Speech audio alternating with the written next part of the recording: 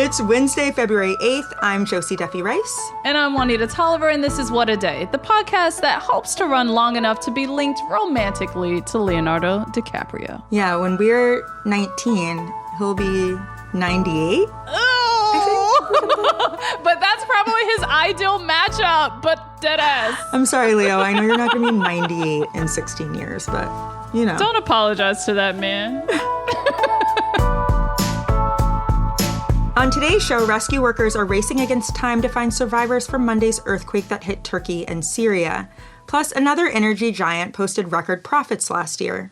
But first, last night, President Biden delivered the annual State of the Union address. Because the people of this nation are strong. The State of the Union is strong.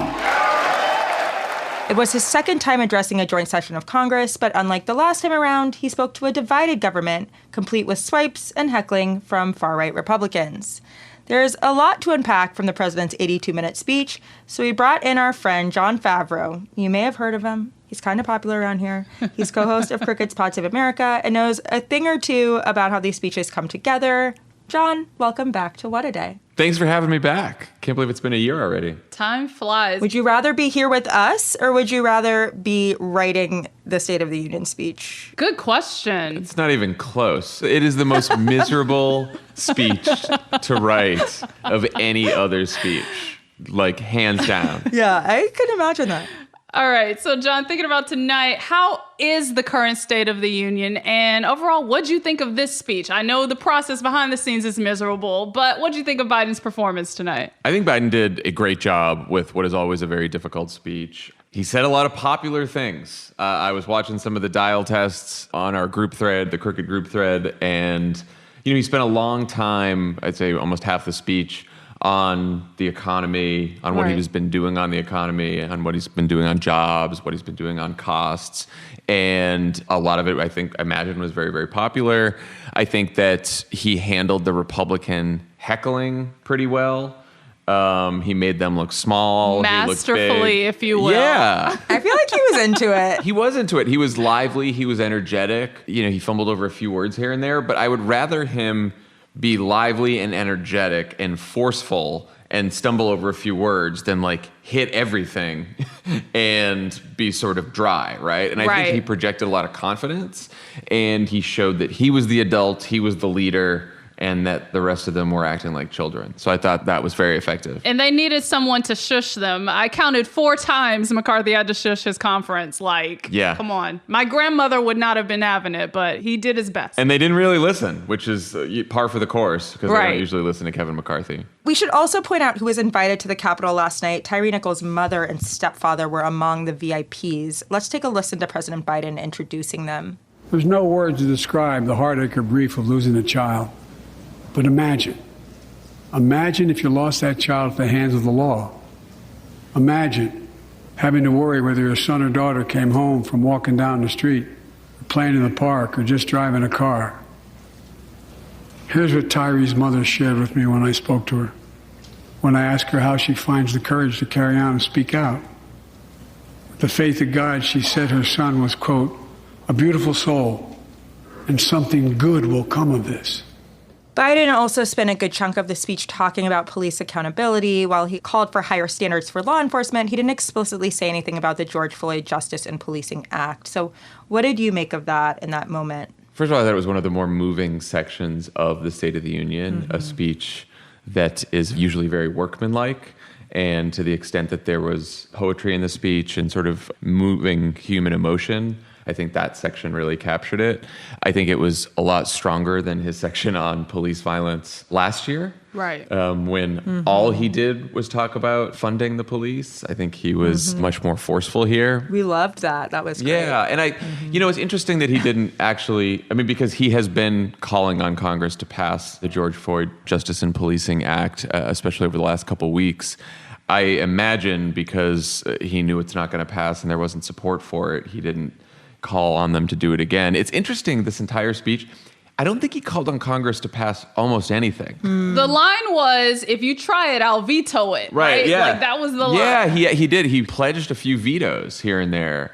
And he sort of laid out the stakes of the debt limit fight and talked about that. But I think it was a realization that he's not getting any legislation passed these next 2 years because of the Republican House. Yeah. And I do want to touch on the humanity you just mentioned, too, because when he talked about the talk that most Black and brown parents have to give their children, I don't think I've ever heard a president talk through that talk. Have you, Josie? Obama did, and his approval ratings dropped drastically. I mean, it was nice to hear it, I think, from a white president, frankly. He's standing up there as someone who's lost a child, talking to another parent who's lost a child, which is obviously not a club anybody wants to join. I just was thinking about the connection between the two of them. Right. Obviously, it's a very different way that they lost their children, but there's no way to get past that tragedy. Right.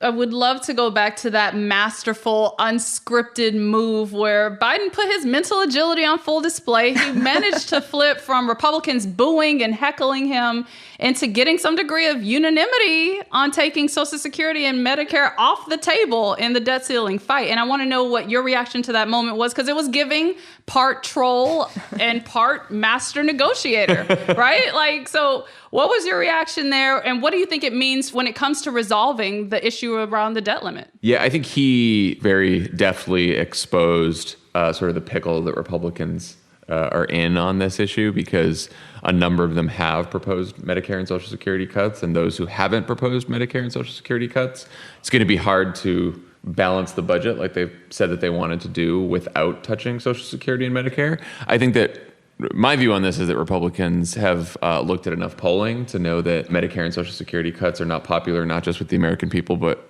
even with their voters, even with most Republican voters. But when has polling stopped them, right, John? yeah, Come no. on. We've seen the numbers on plenty of issues. I think that what they will try to do is to make deep cuts to discretionary spending, right? Which is all the spending that's not defense, not Social Security, not Medicaid, everything else. And look, those cuts would be painful and destructive enough. Mm-hmm. And I think that what Biden's trying to do is sort of smoke them out. Because what they're going to try to do is just say that we're spending too much money, we just want to make cuts, but not specify the cuts. And anytime they actually start specifying the cuts, they know it's going to be very unpopular. Right. So he's now got them to say no to Social Security and Medicare, and then we'll see what's next. There's still education, healthcare funding, everything from food safety to airports. I mean, it's a lot of stuff that they're going to have to cut if they want to balance the budget that's going to be extremely unpopular. Right. Right. Related to this question about the economy, Biden also had to once again do the difficult job of communicating where we are with inflation and the economy. And based on recent polling, there does seem to be a gap between the pretty historic gains that the administration is making and what people are feeling in real time.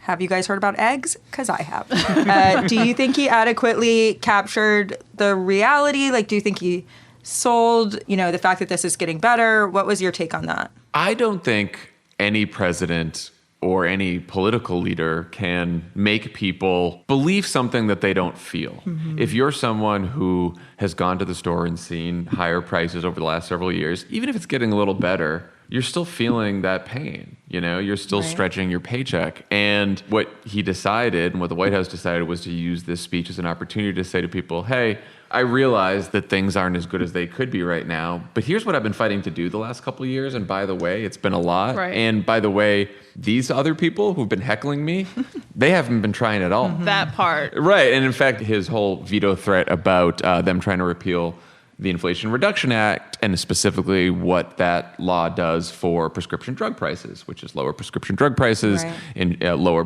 healthcare premiums. And any kind of repeal of that law would raise prices at a time where inflation's already too high. He tried to make it more of a choice than a referendum on whether or not he's fixed the economy. Mm. And from my vantage point, another use of this speech was a potential re-election campaign speech vibe, right? Like, I was getting that energy because a primary theme here that the president kept repeating was that, look, they've done a lot. There's still more work to be done. And now it's time to, quote, finish the job. That sounds like a 2024 campaign slogan to me. I want your reactions to that. It's funny you said that because my dad texted me halfway through the speech and said the exact same thing you just did. He's like, I think that's the slogan right there. It's not a bad one, right? Because it's not claiming full victory, which he can't do. But what he's saying is, we've made some progress. And if you elect me, I'll make more. And if you elect the other party, then, we're going to go backwards. Mm-hmm. Because it's about that contrast, right? Like, that's what it comes back to, drawing that contrast with Republicans. Yeah, exactly.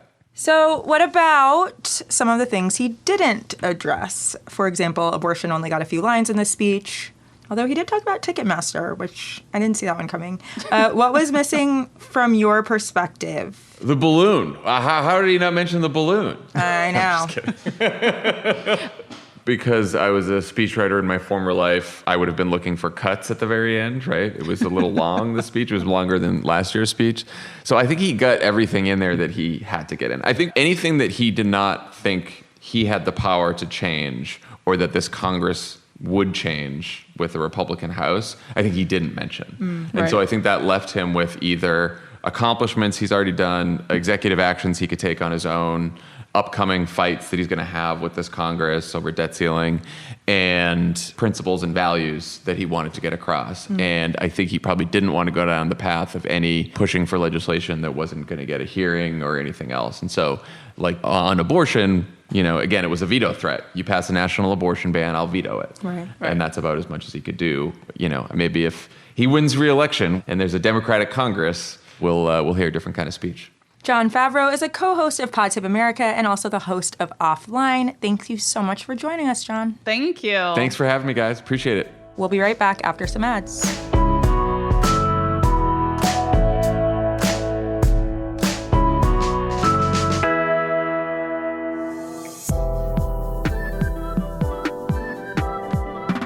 What a Day is brought to you by Bite Toothpaste. Did you know you swallow as much as 7% of your toothpaste every single time you brush your teeth? That's kind of disgusting. That's an entire blob of toothpaste every week. And most commercial toothpastes are filled with harsh chemicals, artificial flavors, and preservatives. Not the kind of stuff you'd want to put in your mouth, let alone eat. That is why Bite makes dry toothpaste tablets made with clean ingredients that are free of sulfates, palm oil, and glycerin. Just pop one in your mouth, chew it up, and start brushing so you don't have to bother with any messy paste. It sounds weird, but it really works. And I bring it with me. I really put it in my purse. I bring it with me everywhere because it's so convenient and it's like lets you brush your teeth. Like it's great.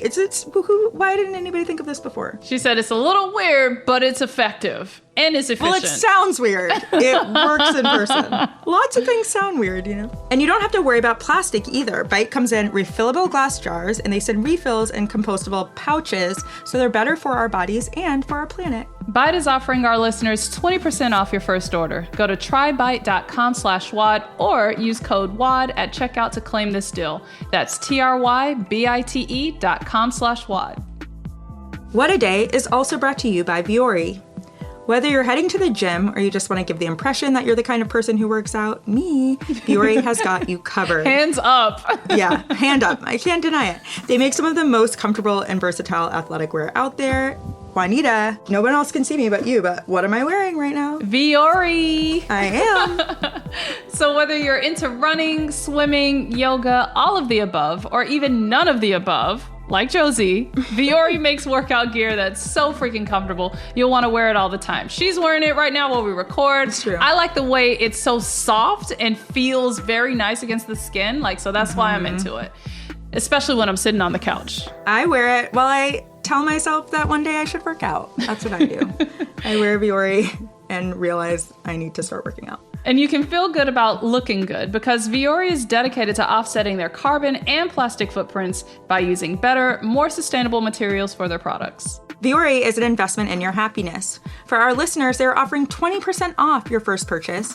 Get yourself some of the most comfortable and versatile clothing on the planet at vuori.com/WAD. That's VUORI.com/WAD. Not only will you receive 20% off your first purchase, but enjoy free shipping on any U.S. orders over $75 and free returns. Go to vuori.com/WAD and discover the versatility of Vuori clothing. This episode is sponsored by BetterHelp. When you're at your best, you can do great things, but sometimes life gets you bogged down and you may feel overwhelmed or like you're not showing up in the way that you want to. Working with a therapist can help you get closer to the best version of you, and when you feel empowered, you're more prepared to take on everything life throws at you. When I tell you therapy is 100% essential, just to have somebody to talk to, even when you're not in crisis, but need to unload. It's so important. Yeah, I talked to my therapist last week about how I was worried about the bird that flew into the window at my house. You know, I wouldn't tell anybody else that, except I guess every listener, because who else would want to hear about that? But my therapist has to, and that's one of the many reasons I think therapy is valuable. I appreciate your vulnerability. Thank you. The bird is fine, just so everybody knows. The bird is fine.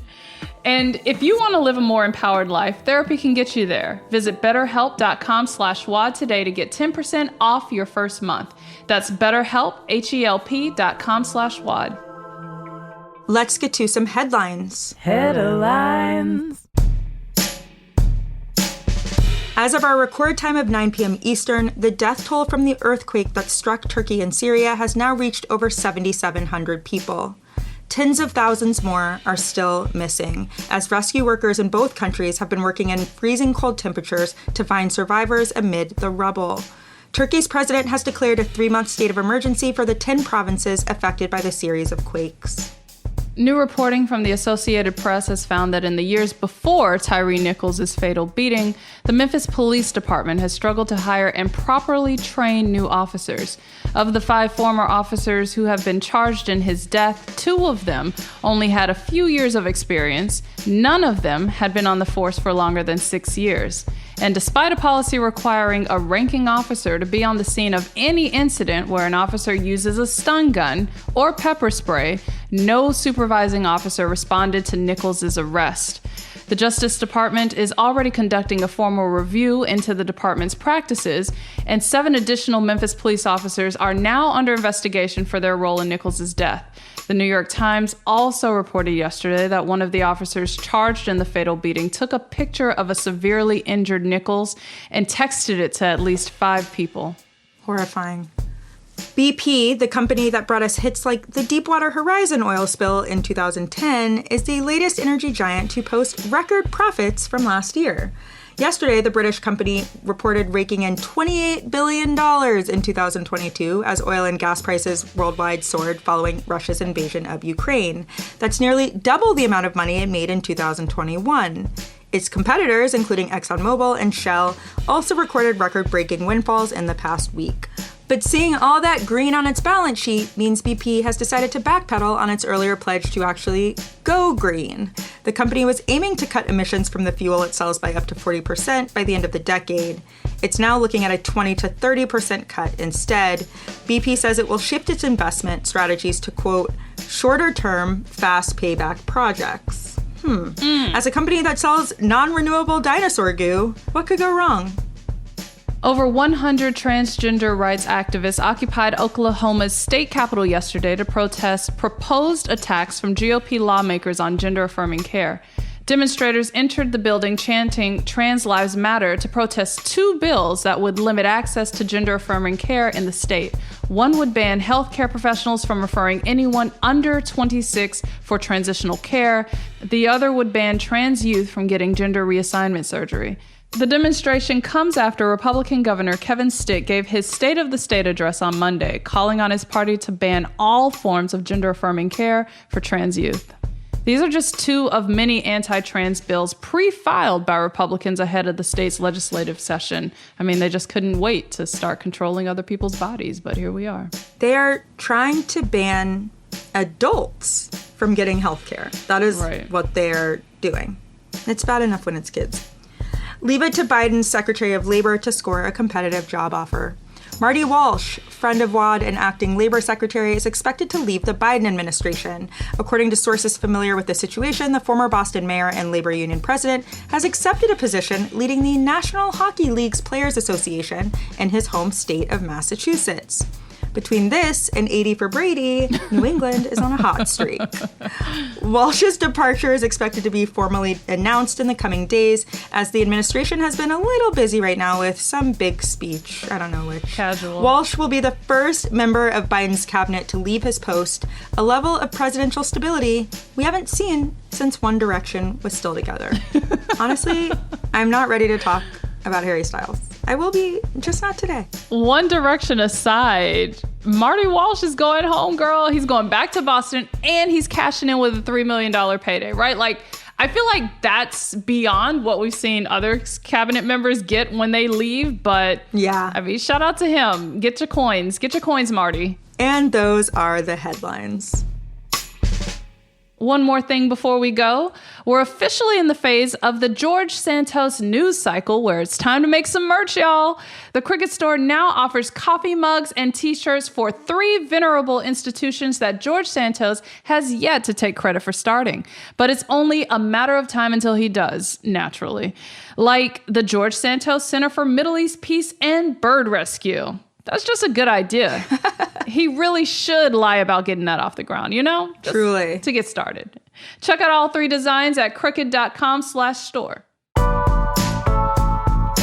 That is all for today. If you like the show, make sure you subscribe, leave a review, write your rebuttal to the rebuttal, and tell your friends to listen. And if you're into reading and not just the prerequisite skills for the Secretary of Labor gig like me, What a Day is also a nightly newsletter. Check it out and subscribe at crooked.com/subscribe. I'm Juanita Tolliver. I'm Josie Duffy Rice. And consider the union stated. It's been a long night, Josie. I like that. I like that.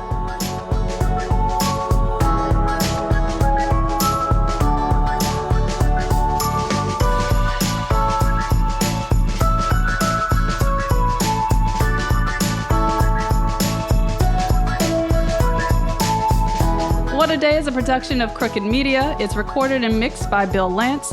Jazzy Marine and Raven Yamamoto are our associate producers. Our head writer is Jossie Kaufman, and our executive producer is Lita Martinez. Our theme music is by Colin Gilliard and Kashaka.